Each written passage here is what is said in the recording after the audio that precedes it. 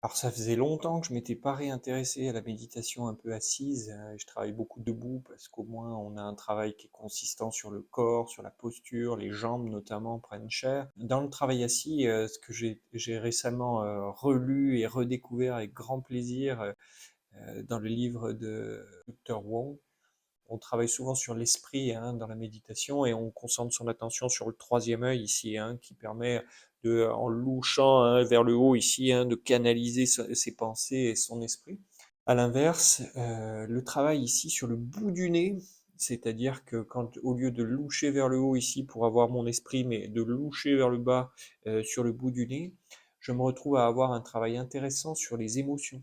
Votre tête et votre tronc tout entier, votre nez correspond à peu près au positionnement hein, du cœur ici, hein, légèrement au-dessus du milieu. Et en fait, en louchant vers le bas ici, hein, c'est-à-dire en plaçant mon attention complètement sur le bout du nez, ça me permet d'avoir une vraie prise sur ce qui se passe à l'intérieur de mon ventre et donc de comment dire, pacifier mes émotions. Ce qu'on appelle l'émotionnel, hein, finalement, c'est tout ce qui se passe dans le ventre.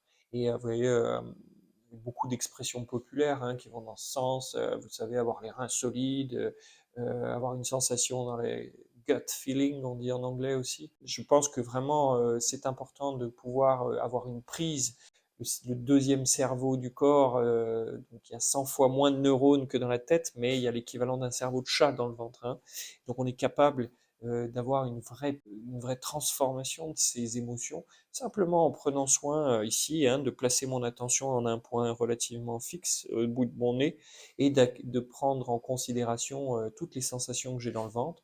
Et en y plaçant l'attention suffisamment longtemps, il y a une pacification qui s'opère et qui ensuite permet de remonter d'un étage hein, et de retourner ici au centre de l'esprit où on peut capter ce qu'ils appellent justement le Shen, c'est-à-dire vraiment l'équivalent de l'âme un petit peu pour nous, qui nous donne accès à beaucoup de savoir et de compréhension du corps humain.